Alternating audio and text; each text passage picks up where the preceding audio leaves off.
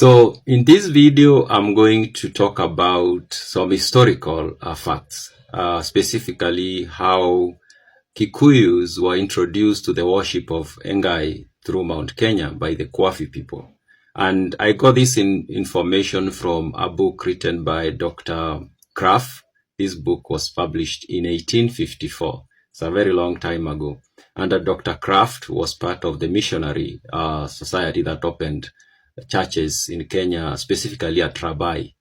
The book itself is like a dictionary trying to explain the usage or the language of the Kwafi people. But then before he goes into that dictionary, he decides to give us history and some facts about the Kwafi people. And that's where we get some facts like the worship and the religious beliefs of the Kwafi people. And then you realize that that's where the Gikuyus got the worship of Ngai, and specifically the veneration of the Mount Kenya, or the mountain. And today, if you meet a Gikuyu traditionalist, they still observe some of those things. They still take Mount Kenya as a holy place, kinda, and they still worship through the mountain, basically. That came from the Kwafi, and I'm going to explain.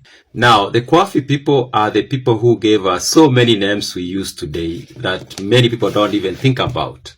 It is from the Kwafi people that we got the name Nairobi. I know many people say Maasai, but it's actually the Kwafi, and the two are not the same. I'm going to explain that. It's where we get the names Nairobi, Nakuru, Naivasha, Gilgil, Nanyuki, Laikipia, Olkalau, Oljororok, Rumuruti, Naromoru, Kipipiri.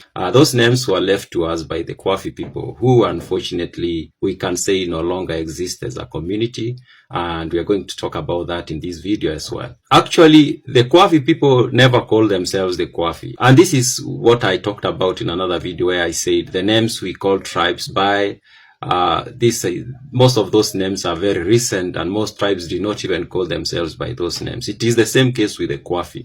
While the Kwafi name is so much known everywhere, everybody talks about the Kwafi. Every community in Kenya has a name for them. Akabi, the Gikuyu call them.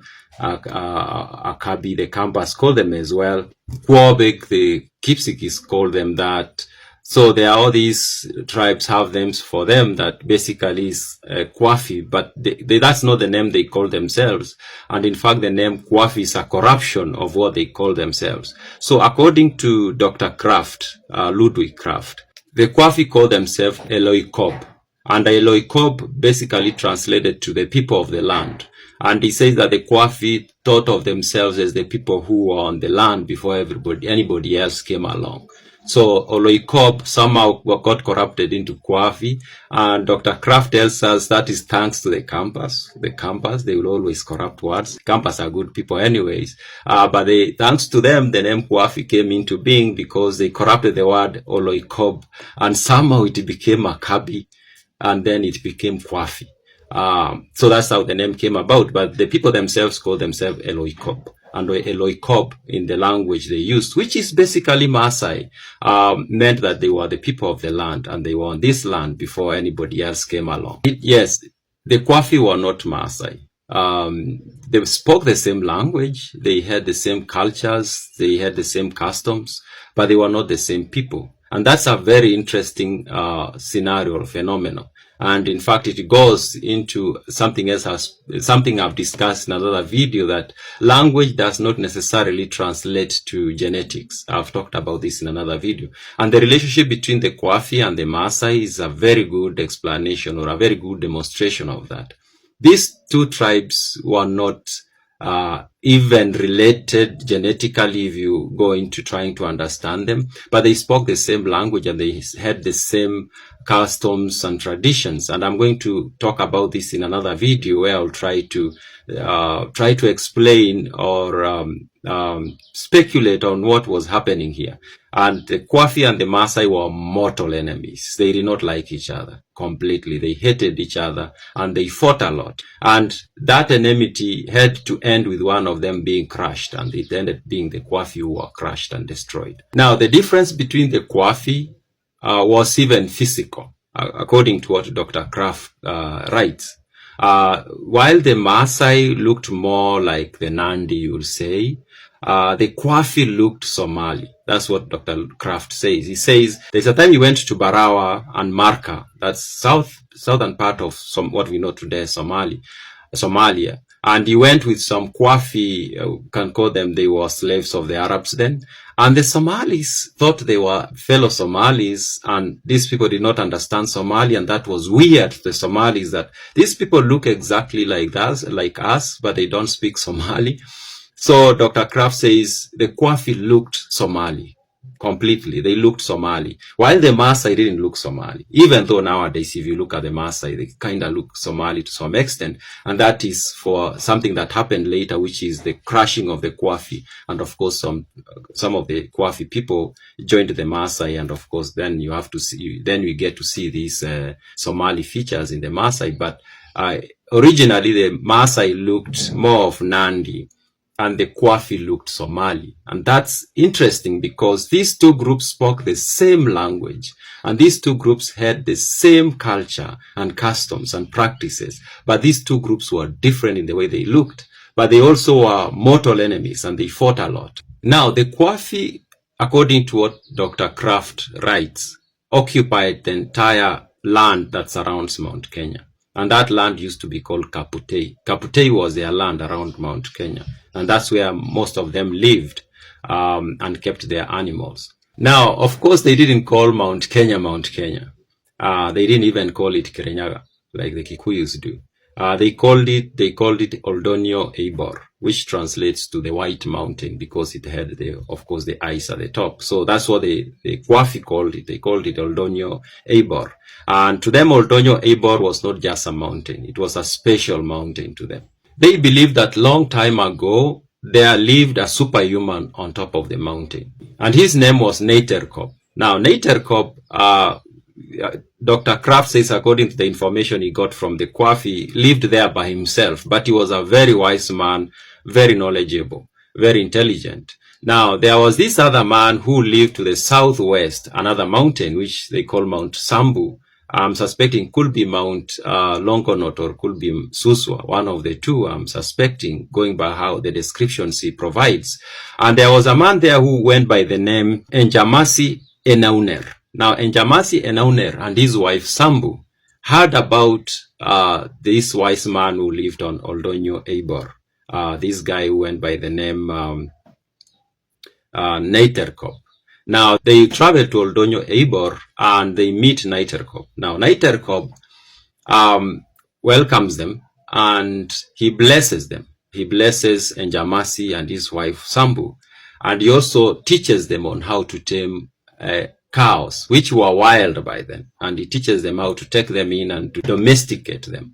And he also blesses them with children. Now, it is from Njamasi and his wife Sambu that the tribe of the Kwafi comes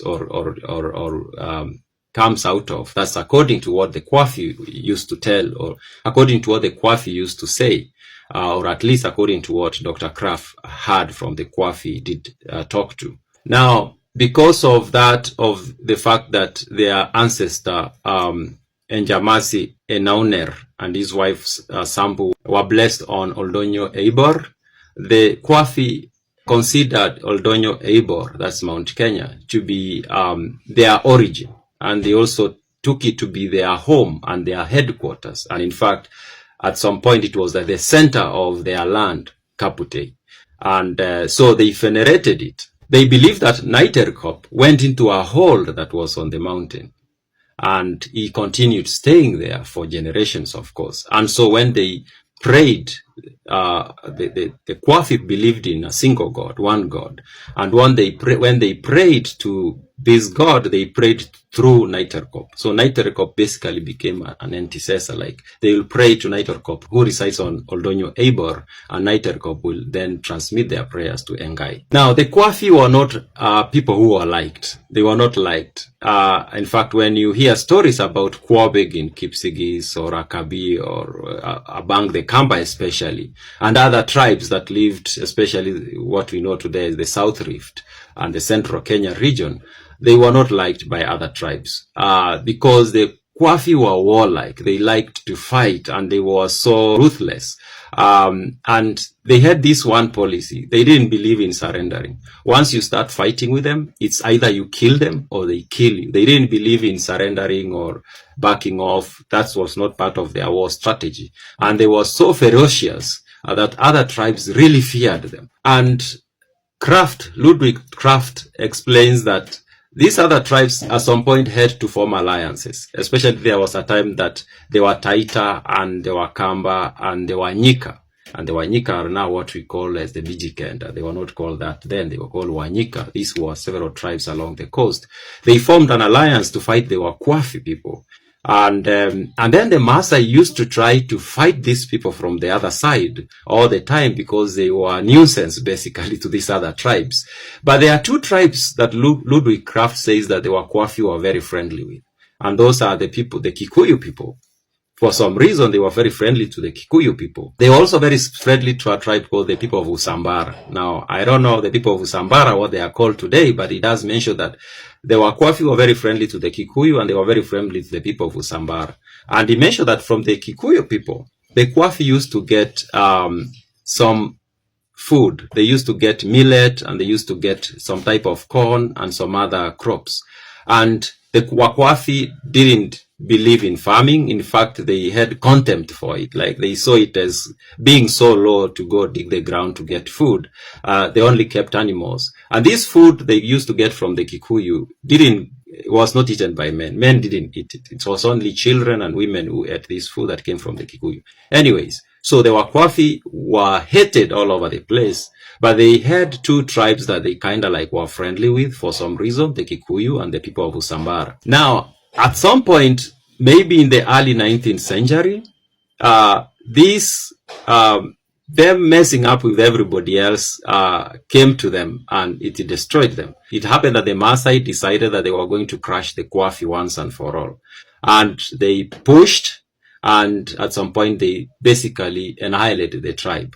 But of course, not everybody was killed. Now, Dr. Krapf tells us that there were Kwafi people who went to Tanzania. They traveled, and he gives us an example of one guy he talked to who told him his family was of the tribe called Enganglima.